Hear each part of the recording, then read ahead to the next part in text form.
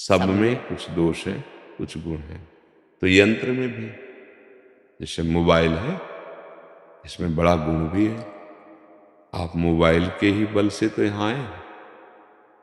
अगर मोबाइल में, यूट्यूब में सत्संग ना पढ़े, एकांतिक ना पढ़े, तो कौन प्रेमानंद है आप क्या जानेंगे? क्या वो बोलते हैं आप क्या जानेंगे? बड़ा गुण हुआ कि सुनने को मिला, आप इसी बहाने वृंदावन आए, महारानी जी के महल में वो आप सामने बैठे हैं, तो हम उसे निंदनीय भी नहीं कह सकते।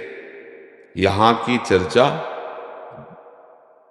अमेरिका में बैठ के सुन लो, कितना बढ़िया कलयुग ने कृपा कर दी।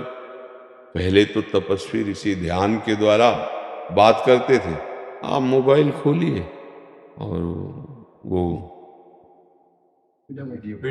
वीडियो कॉल कर लीजिए। नहीं, हाँ कर ले, नहीं हो रहा यार, प्रणाम करने योग्य है वैज्ञानिक, प्रणाम करने योग्य कि नहीं? हाँ, तो हमें लगता है कि हम दोष से यदि बचने की चेष्टा रखें तो सर्वत्र हम संत स्वभाव को प्राप्त हो जाए। कहां, कौन, क्या, कैसा, सब मिश्रित है। अपना देह भी दोषयुक्त है, अपना मन भी दोषयुक्त है। अब हमको उसके गुण पकड़ने और दोषों का त्याग कर देना है, तो कोई समस्या ही नहीं है।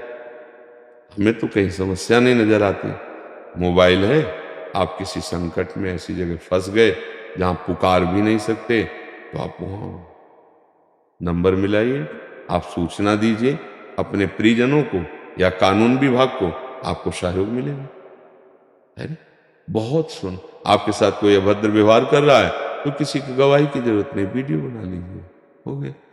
हमें लगता है कि बहुत से गुण भी हैं, तो हम दोषों की तरफ यदि नहीं जाएं तो बहुत अच्छा है। अगर हम दोष पकड़े तो जब मोबाइल नहीं था तब क्या काम, क्रोध, लोभ, मोह, मद, मत्सर, क्या इनका तांडव नहीं था क्या? विचार करो। तो हमें लगता है कि हम कलयुग को दोषी ना ठहराकर अपने बुद्धि विवेक से गुण ग्रहण करते हुए दोषों का त्याग कर दे तो कोई परेशानी नहीं। हमारे मुख में नाम चल रहा है, कलयुग हमारा क्या बिगाड़ लेगा? हम गंदा आचरण नहीं करते, कलयुग हमारा क्या बिगाड़ लेगा? हम किसी की चोरी, जुआ, शराब, मदिरा और ये मांस आदि, हमारा कलयुग क्या बिगाड़ लेगा?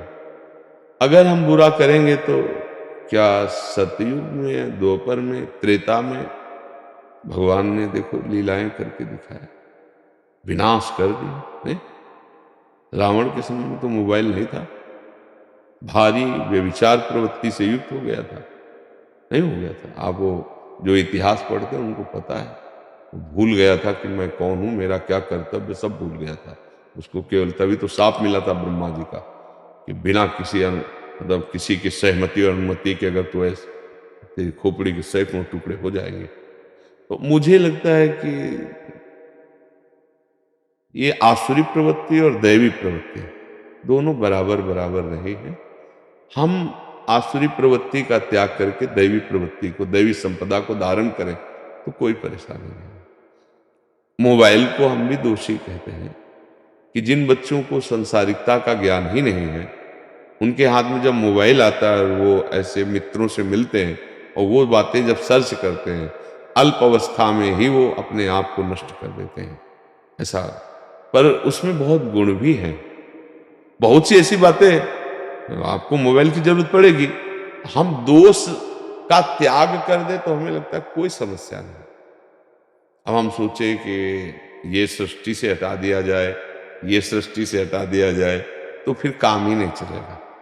हमको अपने नेत्र सुधारने पड़ेंगे। हम लोग क्या करते हैं, अपनी कमजोरी को दूसरों पर आक्षेप देते हैं, हटाओ इसको। क्यों हटाए? हम कमजोर हैं तो तुम ठीक हो ना, उसको हटाने से क्या होगा? वो कमजोरी आप ठीक करो, अपनी कमजोरी ठीक करो, कोई परेशानी नहीं। कमजोरी ठीक करना ही परमहंस अवस्था है। श्री सुखदेव जी महाराज की जब परीक्षा के लिए जनक जी ने तो 7 दिन 7 रात्रि माता मैंने सेवा में लगा दी माधुदास ने। पूछा आप क्या है? बोले जैसे आए थे वैसे ही, जैसे 7 दिन 7 रात्रि, कुछ नहीं। तो हम लोग क्या करते हैं कि सामने दोषारोपण करते हैं, ये मोबाइल में खत्म। ये हद थोड़ा और सहयोग बन गया, क्योंकि सर्च करके तत्काल देखने वाली बातें, तो वो हम रोके, समय व्यर्थ ना करें, इधर उधर ना देखें, हमें जो उसकी आवश्यक बात है वो हम समझें। किसी भी महापुरुष के वचन सुन लो यार, कितना बढ़िया।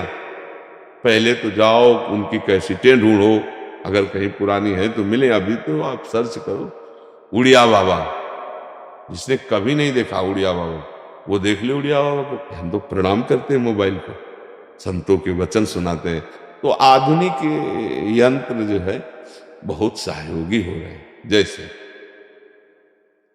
आज के मात्र 25-26 वर्ष पहले कह रहे, पूज्य श्री राधाचरण दास नाम के एक संत थे, उनकी किडनी खराब हुई।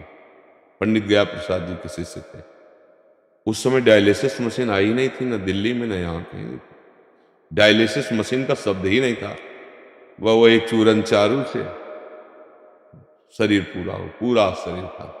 आज डायलिसिस मशीन आ गई, तो आपके सामने हम बात कर रहे हैं, आपके सामने बैठे। अगर वैज्ञानिक कृपा करके ये शोध ना करते कि जो किडनी फेल हो गई तो किडनी का काम मशीन कर रही है, तो हम खा पी रहे हैं, आपसे बात कर रहे हैं। प्रणाम उन वैज्ञानिकों को। हम उनको दोष दर्शन के रूप में जो देखते हैं, वो बड़ी परेशानी है, वो हमारी परेशानी है। अगर मिसाइल है, बम है, तो आप शास्त्र उठा के देखो, अग्नेयास्त्र, वारुणास्त्र, वायवास्त्र, पशुपतास्त्र, ये सब थे ना, तो उन्हीं के आधार पर तो बनाई गई है, कुछ अलग थोड़ी बनाया गया। अच्छा, भगवान ही वैज्ञानिक की बुद्धि में बैठते हैं। अच्छा, 3 लीलाएं हैं, एक सृजन लीला, पालन लीला, विनाश लीला, तीनों जोर की हैं। यहां बैठे बल्ब जल रहा, बनी कहां बिजली है। अच्छा, एक बल्ब में देखो क्या है, कितनी बढ़िया लाइट फेंक रहा है। अब वैज्ञानिक ने शोध किया, रात दिन एक किए, तपस्या की, तभी बात निकली। ऐसे थोड़ी निकल आई कि ऐसे निकल जाए। मोबाइल में गाना बज रहा है, बैंड बज रहा है, संगीत बज रहा है, पूरा तोड़ के देख लो, कहीं अगर एक मंजीरा मिले तो बता लो। तार ही तार है, नहीं सब यार, उसमें सर्च करो तो जो चाहो लीला देख लो। और एक फोटो अंदर नहीं है, मोबाइल में एक फोटो नहीं है, पूरी फिल्म देख लो उसमें, चाहे जो नाटक सिनेमा जो चाहो। यार कितना बुद्धि वैज्ञानिक है। उसी को हम निगेटिव ना करके अगर हम पॉजिटिव चले तो बहुत लाभदायक बात है। तो ऐसे सब कुछ है। कहीं तो बड़े बड़े बम बन गए हैं, तो पहले भी थे। एक अस्त्र संधान करे पूरी सृष्टि भस्म हो जाएगी। अभी तक पूरी सृष्टि का भस्म होने वाला तो नहीं है। हाँ, हमें लगता है कि देश प्रदेश ऐसे तो नष्ट हो सकते होंगे परमाणु बम से, लेकिन पूरी सृष्टि का विनाश कर दे तो ऐसा नहीं। ब्रह्मास्त्र, पाशुपतास्त्र, नारायणास्त्र, ये एक संधान संकल्प और पूरी सृष्टि नष्ट हो जाए। दूसरा कोई जोड़ ही नहीं काट का। ब्रह्मास्त्र का ब्रह्मास्त्र ही काट है, दूसरा कोई है ही नहीं। तो अब अभी कोई नई चीज नहीं बन गई है। बोले जैसे हवाई जहाज चल रहे हैं, पेट्रोल है, ड्राइवर है, डीजल पेट्रोल कुछ जो भी पड़ता हो, हमें तो ज्ञान है नहीं, वो पड़ता होगा कुछ पड़ता है ना उसमें, और ड्राइवर बैठता है। और पुष्पक विमान में ना पेट्रोल पड़ता था और ना ड्राइवर था। पुष्पक अयोध्या चलो, अली पहुंच गया अयोध्या। तो पहले जैसा विज्ञान तो अब भी नहीं है, नहीं है ना। हाँ, पहले जैसा विज्ञान नहीं है। सूर्य को स्तंभित कर दिया, बातचीत कर रहा। गोकर्ण जी भागवत में पढ़ के देखो, सूर्य को स्तंभित, रोक दिया सूर्य की गति को। तो हमें लगता है कि हमारे शास्त्रों से सब विज्ञान बना हुआ है और निंदनीय नहीं है, बंदनीय है। पर बंदनीय पक्ष को हम ले लें, अगर निंदनीय तो कुछ न कुछ सब में गुण दोष है। पूरी सृष्टि, जैसे कई बार कहा है, शुद्ध स्वर्ण का आभूषण नहीं बन सकता, मिलावट होती है उसमें। किसी में ज्यादा मिलावट होती है, किसी में कम मिलावट होती है।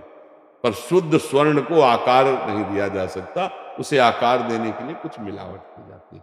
क्यों? ऐसा ही है ना। ऐसे ही शुद्ध ब्रह्म ही है सर्वत्र, पर ये माया की मिलावट हो गई है, तो उसमें माया में कुछ दोष है कुछ गुण ऐसी लीला हो रही, तो अपने को हंसवत कार्य करना है, गुण गुण स्वीकार करना है, दो सुख त्याग कर देना है। क्यों भाई, ठीक है? हो गई उसकी बात। टूटना नहीं, पूरे जीवन में टूटना नहीं। तिल तिल काटा गया है ये पत्थर, तो देख आज भगवान बन के पूज रहा है। हम जीवन भर उसकी बात याद रखें। गुण ले लो, कहीं से भी ले लो। और अगर दोष दर्शन करो तो फिर लोग भगवान में भी दोष दर्शन करते हैं, संतों में दोष दर्शन करते हैं। तो हमें दोष दर्शन कहीं नहीं करना, हमें गुण लेना है, गुण से समझ पा रहे हैं जी।